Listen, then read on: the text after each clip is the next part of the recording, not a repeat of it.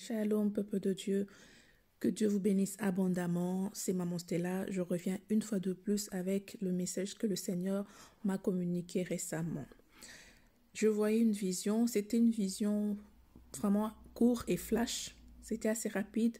Mais mon esprit a juste capté le nécessaire, l'info nécessaire qu'il y avait à capter. Qu'est-ce que j'ai vu dans cette vision assez brève? Je voyais des immeubles être bombardés.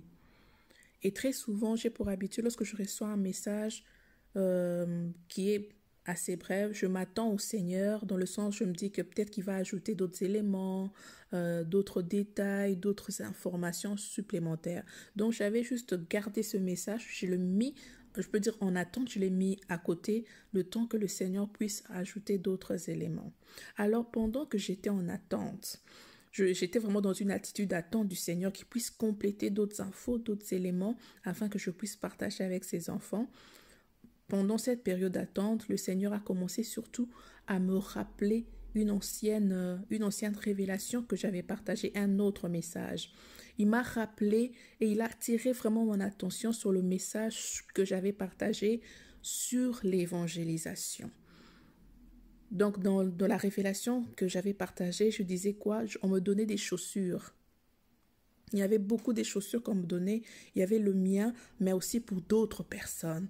Et par là, la signification, c'était quoi? Le Seigneur voulait que je puisse initier un mouvement, au fait. Un mouvement, encourager les gens, encourager les enfants de Dieu à se lever dans l'évangélisation.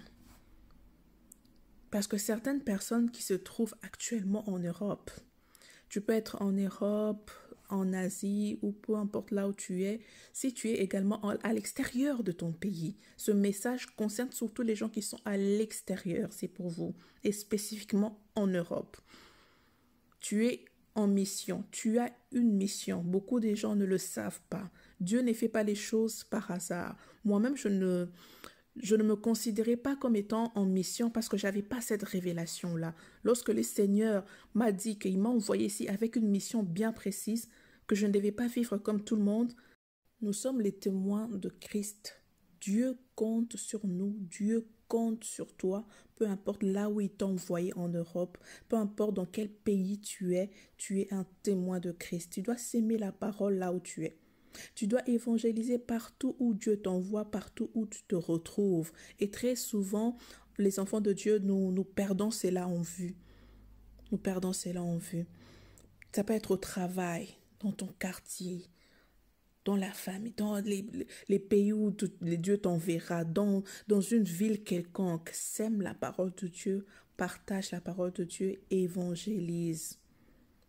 Je pense que lorsque je parle d'évangélisation, j'espère qu'il y a quelqu'un entre vous qui a déjà fait le lien entre bombardement et évangélisation.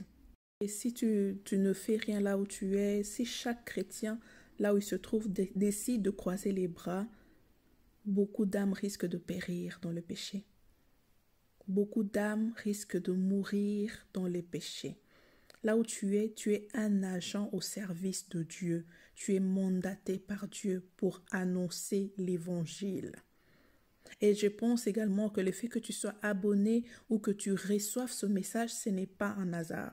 Dans mon parcours, si j'ai compris quelque chose, Dieu ne fait pas des choses par hasard.